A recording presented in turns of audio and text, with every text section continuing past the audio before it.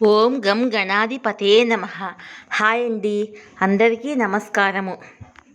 మనం ఈ వీడియోలో కృష్ణతత్వం గురించి తెలుసుకుందాము. ఈ వీడియో కనుక మీకు నచ్చినట్లయితే లైక్ చేయండి, షేర్ చేయండి, సబ్స్క్రైబ్ చేసుకోండి. ఈ వీడియో లాస్ట్ వరకు స్కిప్ చేయకుండా చూడండి.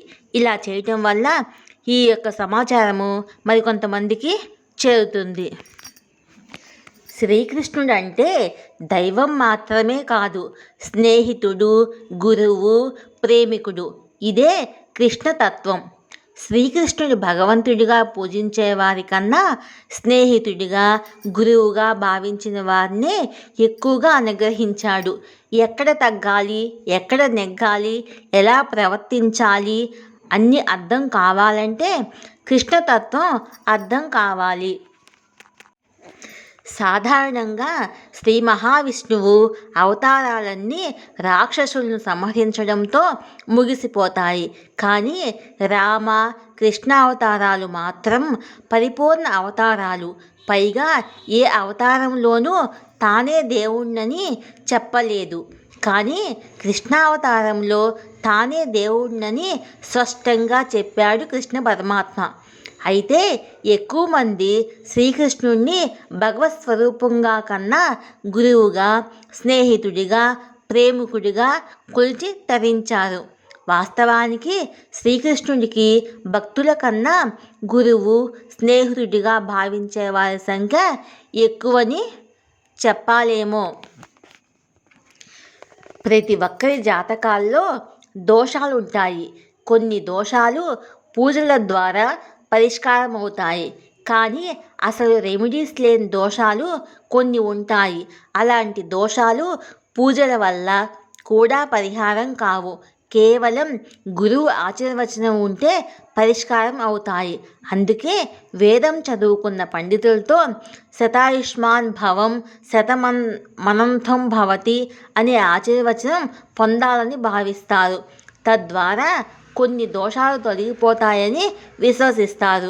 బ్రహ్మచర్యం, గృహస్థాశ్రమం, వానప్రస్థం, సన్యాస ఆశ్రమం, ఈ 4 ఆశ్రమ ధర్మాల్లో గురుతత్వాన్ని చూపించిన అవతారము కృష్ణుడొక్కడే.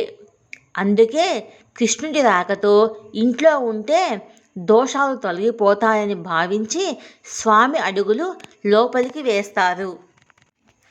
సులువుగా కనిపించే అనంతమైంది కృష్ణతత్వం. రాముడిని రామాయణం అంటారు. అంటే రాముడి నడిచిన మార్గము అని అర్థము. కేవలం కృష్ణుణ్ణి మాత్రమే కృష్ణతత్వం అంటారు. తత్వం అంటే ఏ యుగంలో వారైనా అన్వయించుకోవచ్చు. రాముణ్ణి త్రేతాయుగంలో కొందరు పూజించారు. కలియుగంలోనూ పూజలు అందుకుంటున్నాడు. కానీ కృష్ణుణ్ణి కొందరు ఋషులు, పండితులు కూడా తెలుసుకోవాలని తాపత్రయపడ్డారు. వ్యాస భగవానుడు అంతటి వాడే కృష్ణతత్వాన్ని తెలుసుకోవడం కష్టము అని తేల్చేశాడు. సులువుగా కనిపించే అనంతమైనది కృష్ణతత్వం. అందుకే గురువుగా, స్నేహితుడిగా నువ్వు నా ఇంట్లోకి వచ్చి నన్ను, నా కుటుంబాన్ని చెడు మార్గంలో నడిపించకుండా చూడాలని కృష్ణుని అడుగులు వేస్తారు. స్నేహధర్మానికి నిదర్శనము కృష్ణతత్వం. వాస్తవానికి కురుక్షేత్ర సంగ్రామం పూర్తిగాకముందే అర్జునుడు ఆయుర్దోషం పొందుతాడని ఋషులు ముందే చెబుతారు. కానీ యుద్ధం చివరి వరకు అర్జునుడు ఉన్నాడు. మొత్తం యుద్ధం ముగిసిపోయింది. అందరినీ చంపేశా అని అర్జునుడు అనగానే కృష్ణుడు అర్జునుడితో రథం కిందకు దిగు అని చెప్తాడు. వెంటనే కృష్ణుడు కూడా కిందకు దిగి రథం చుట్టూ ప్రదక్షిణ చేస్తాడు. వెంటనే ఆ రథము ఫెడఫెడమని విరిగి బూడిదైపోతుంది. అప్పుడు కృష్ణుడు అర్జునుడితో ఇలా అంటాడు: భీష్ముడు, ద్రోణుడు, కర్ణుడు లాంటి వారు వేసిన బాణాలతో ఎప్పుడో రథం కాలిపోయింది. కానీ గురువుగా, స్నేహితుడిగా నీ వెంట ఉన్నా కాబట్టే కాలిన రథం కాలినట్టు నీకు కనిపించలేదంటాడు. అదే కృష్ణతత్వం. అర్జునునికి దోషాల నుంచి విముక్తి కల్పించినట్లే తమని కూడా కాచుకుని ఉండాలని పాదముద్రలు వేస్తారు. కృష్ణుడు ఉంటే ఆనందమే, లౌకికంగా చూస్తే కృష్ణుడు ఎక్కడుంటే అక్కడ ఆనందం ఉంటుంది. అందుకే కృష్ణుడు ఉన్న ప్రదేశాన్ని బృందావనం అంటారు. బృంద అంటే తులసి, బృంద అంటే ఆరోగ్యంతో కూడిన ఆనందము. ఆ ఆనందము వనములా పెరిగితే ఎంతో అద్భుతంగా ఉంటుంది. అందుకే ఇంట్లో సమస్యలన్నీ పరిష్కరించి ఆనందాన్ని ఇవ్వమని కృష్ణుని ఆహ్వానిస్తాము. కృష్ణుడు ఎక్కడా పనిచేయడు, చేయిస్తాడు. యుద్ధం చేయలేదు, అర్జునుడితో చేయించాడు. అలా నిర్వర్తించాల్సిన ధర్మం దిశగా నడిపించని వెళ్తున్న మార్గంలో అవరోధాలు తొలగించమని, మనిషిగా పుట్టినందుకు మనిషిగా ప్రవర్తించే నడవడికను నేర్పించమని చెప్పడానికే కృష్ణ పాదుకలు వేస్తారు.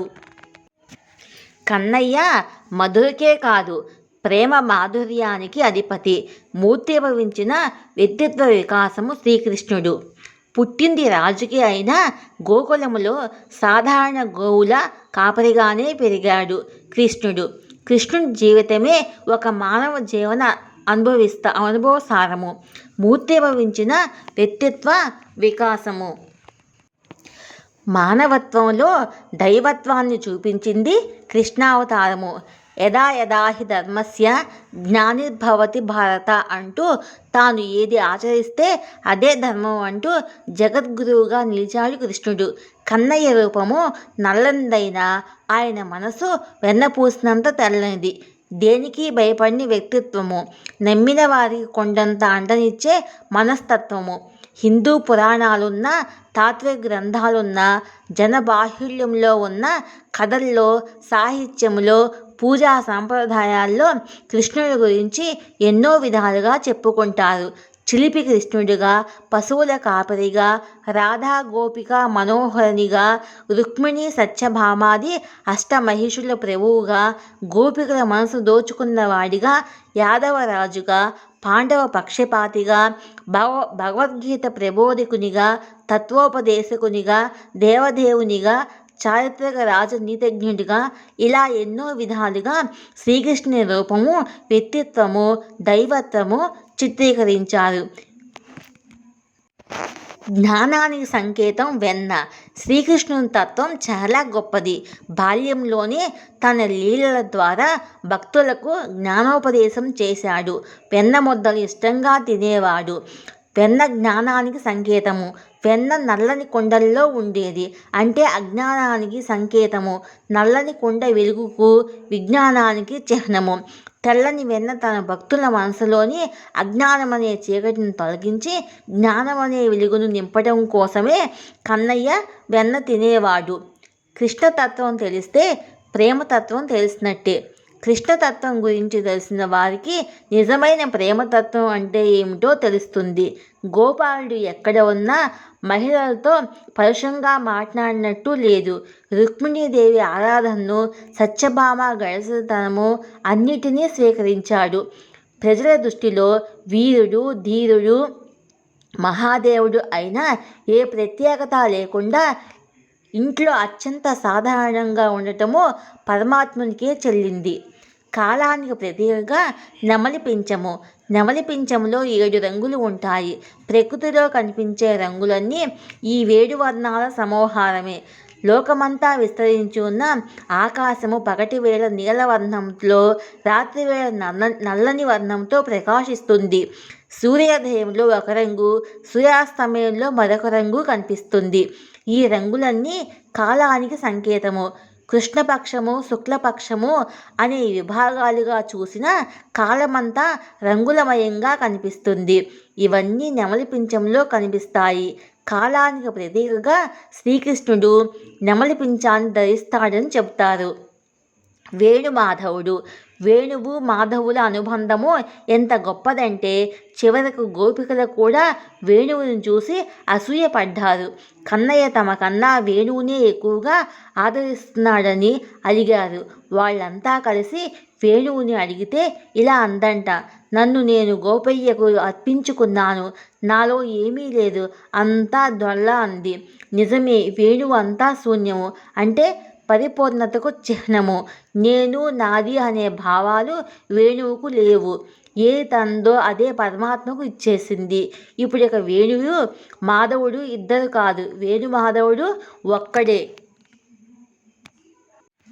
కృష్ణ మేఘము ఉట్టి మీద పాలమేడలు దొంగిలిస్తున్నప్పుడు, అత్తెత్తు గోవర్ధనగిరిని అమాంతంగా ఎత్తి పట్టుకున్నప్పుడు, కాళీమర్దనం చేస్తున్నప్పుడు, కంససారుణాది రాక్షసులను వధిస్తున్నప్పుడు, అర్జునుడికి గీతాబోధం చేస్తున్నప్పుడు, ఇలా సందర్భం ఏదైనా కృష్ణుడి మొహం మీద చిరునవ్వు చెదరలేదు. వ్యాస మహర్షి శ్రీ భాగవతములో ఋతువర్ణనం చేస్తూ కృష్ణమేఘం అన్న మాట వాడారు. ఆ మేఘం వెంట వచ్చే మెరుపు కృష్ణయ్య చిరునవ్వేనంట.